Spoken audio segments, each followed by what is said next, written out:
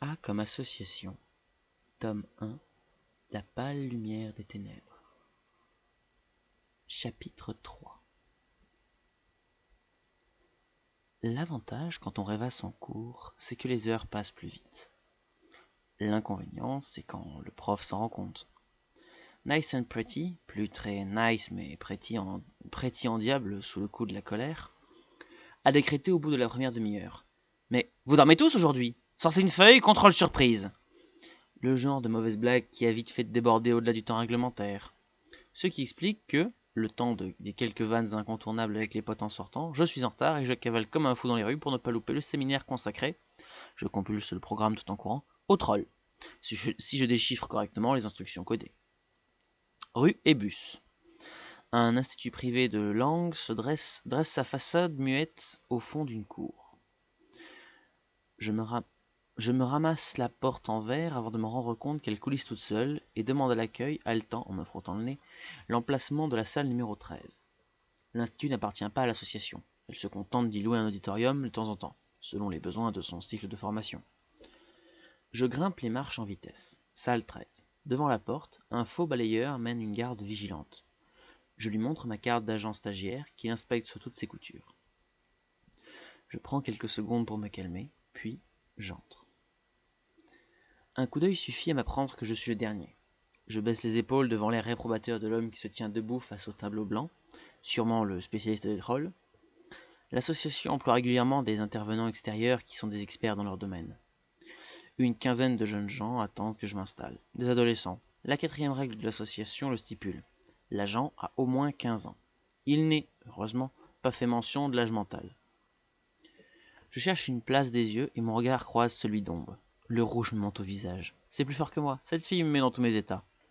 Mais présentement, la contraction de ses mâchoires et son expression furieuse m'incitent à trouver refuge à l'autre bout du petit amphithéâtre.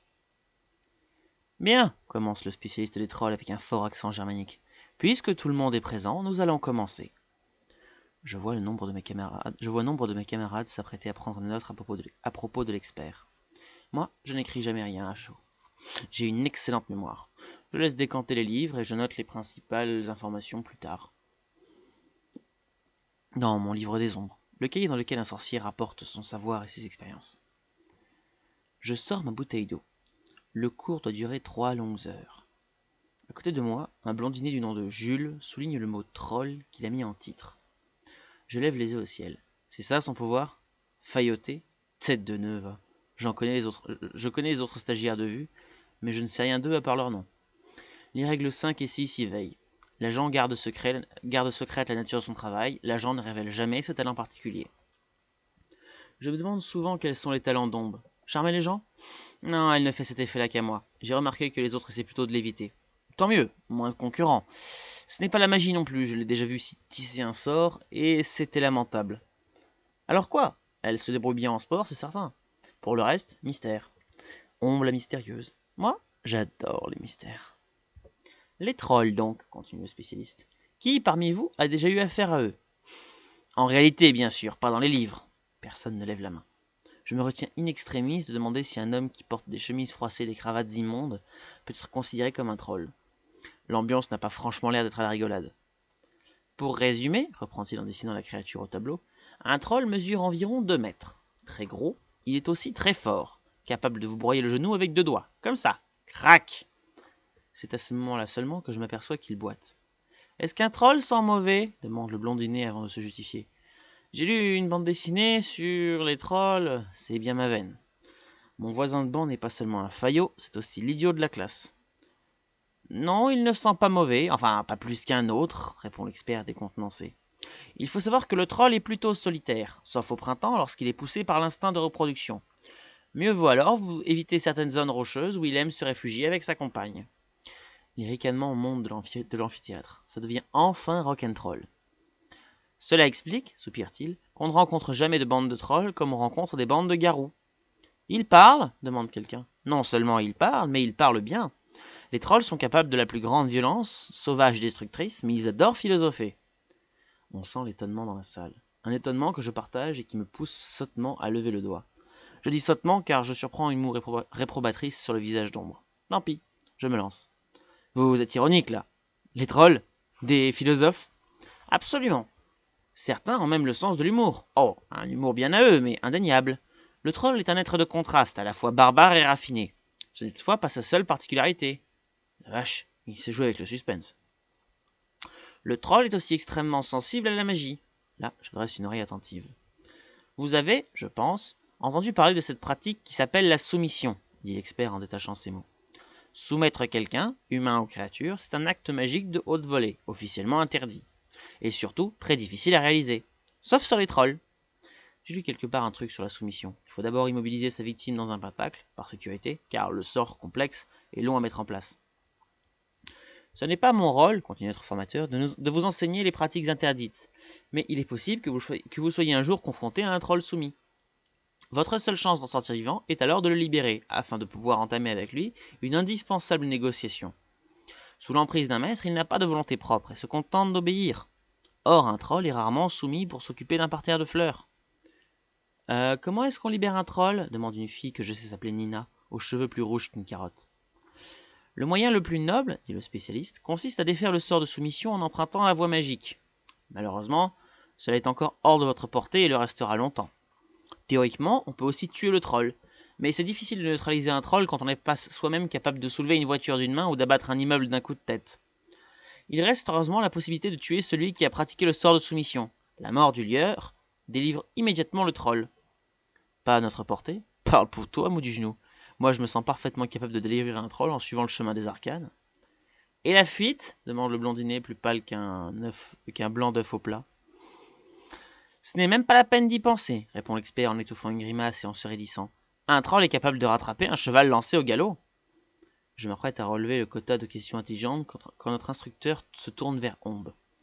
Je remarque alors son iPod vissé dans ses oreilles. À tous les coups, elle n'a pas écouté. Aïe aïe aïe, ça va barder.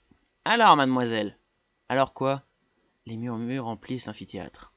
La voix d'Ombe, claire et forte, vient de retentir, teintée d'une rare insolence. Elle écoutait bien, en fin de compte. J'ai expliqué à vos camarades, continue l'expert sans relever la provocation, qu'un troll est, parmi les anormaux, le plus facile à soumettre, ce dont certains magiciens peu recommandables ne se privent pas. Je leur expliquais également à quel point un troll soumis peut s'avérer dangereux, et leur exposer les deux seuls moyens à leur disposition pour se tirer d'affaire si d'aventure une telle créature s'en prenait à eux. Ah, comment ça, ah? Ah, juste ça, ah? Waouh, comment est-ce qu'elle arrive à rester aussi calme? J'échange ma collection complète des 2 contre son secret. Je suppose que vous avez un avis sur la question. Quelle question? Comment sauver votre peau quand un troll soumis a décidé de vous réduire en bouillie, répète l'expert passablement énervé. Je suppose que la seule réponse que vous attendez tient en un seul mot, magie. Mais au risque de vous décevoir, celle que je choisis en nécessite 2. Très bien. Et quels sont donc ces 2 mots? Je sens que ça va être énorme. Des baffes énormes. Je vois, répond l'expert en secouant la tête. Plantant son regard dans celui d'Ombe, il ajoute comme un avertissement. Certains pensent en effet qu'assommer une créature soumise rompt le sort. Je crains hélas que cela ne fonctionne que dans les légendes. En tout cas, personne n'a jamais témoigné de l'efficacité de cette mesure contre un troll.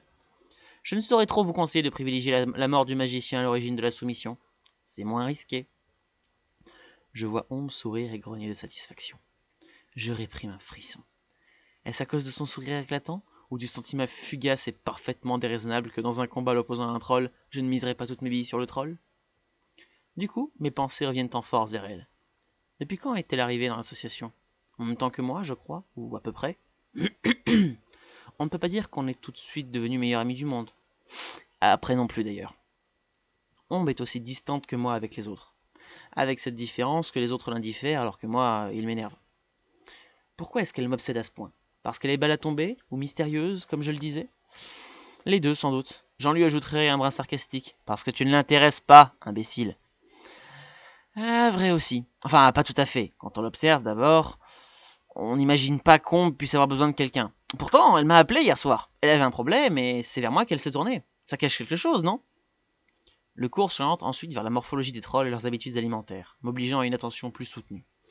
Le crissement effréné du stylo sur le papier à côté de moi m'arrache un soupir. J'en viens à regretter que l'espère ne soit pas venu faire son cours avec un vrai troll particulièrement friand de blondinet. Au moment où le cours s'achève, le formateur me fait signe de rester. Pas de doute, je droit une engueulade pour mon retard. Stoïque, alors que les autres quittent la salle, je le rejoins près du tableau. Jasper, c'est ça? Je fais oui de la tête. Je ne t'ai pas vu prendre de notes. Mon cours ne t'a pas intéressé? Je ne réponds pas directement, je me contente de réciter la liste des très nombreux parasites qui aiment se nicher dans les poils du troll. Il reste silencieux et se contente de m'observer. À la fin, il hoche simplement la tête. Je suis chargé d'un message par ton directeur. Il aimerait que tu passes au local le plus vite possible. Le plus vite possible, en langage waltérien, ça veut dire immédiatement. Mon estomac proteste. Occupé par les innombrables devoirs de ma double vie trépidante, je n'ai rien eu le temps d'avaler depuis le petit déjeuner. Tant pis, je m'arrêterai dans une boulangerie en allant prendre le métro. Je tourne les talons, hésite, puis finalement je reviens vers lui. J'aimerais bien savoir un de mes défauts et une de mes qualités. Votre jambe, c'est un troll? Exact. Il m'a broyé le genou, avec 2 doigts. Je m'en doutais. Vous en êtes tiré comment? J'ai négocié. Par chance, il était de bonne humeur. Il vous a laissé la vie sauve en échange de quoi? L'expert tire sur son pantalon et exhibe une prothèse en résine. Le reste de ma jambe. Devant mon air horrifié, il me confie. J'ai dit qu'un troll pouvait rattraper un cheval au galop. C'est vrai. Les jeeps aussi en terrain accidenté. Le problème, c'est que plus la poursuite dure longtemps et plus ça attise son appétit. Je ne suis pas certain de vouloir en savoir plus. Je bafouille un remerciement avant de battre en retraite. Ombre m'attend derrière la porte, le dos contre le mur et les bras croisés. Encore sous le choc, je n'ai pas le temps de m'étonner de sa présence. Tu as vu, je commence, le spécialiste là, il s'est fait bouffer la jambe par un troll. Si c'est toi qui lui as expliqué comment se comporter face à ce genre de bestiole, ça ne m'étonne pas. Le ton est acerbe. Je déglutis. Y a un problème, Ombre? Un problème? Non, aucun problème. Juste une question. Pourquoi tu m'as dit hier qu'on se débarrassait d'un élémentaire de terre avec de l'eau? J'ai dit ça? J'ai dit de l'eau? Tu es sûr que j'ai pas dit de l'air? Je me rappelle parfaitement ce que tu as dit, Jasper. Et tu sais quoi? Assène-t-elle en pianotant sur ses biceps. J'ai failli y passer avec tes conneries. Je remarque alors qu'elle porte un simple t-shirt sur son jean. Un peu léger en plein hiver. Elle ne semble pas avoir froid. Moi non plus d'ailleurs, mais sûrement pas pour les mêmes raisons. Je suis désolé, j'étais persuadé, mais on était ensemble à ce cours sur les élémentaires, non? Tu l'as entendu aussi bien que moi, que l'air disperse la terre alors que l'eau la renforce. On ne dit rien, j'en profite pour prendre l'avantage. En plus, tu m'as appelé alors que j'étais en mission. Figure-toi que j'ai poursuivi et capturé un vampire hier soir, tout seul. Je me rengorge fièrement. On me dévisage avant de hausser les épaules. Pff, il devait être bourré ton vampire. Puis elle me tourne le dos et s'éloigne rapidement, gracieuse et fluide, ses cheveux fouettant l'air et libérant une irrésistible fragrance.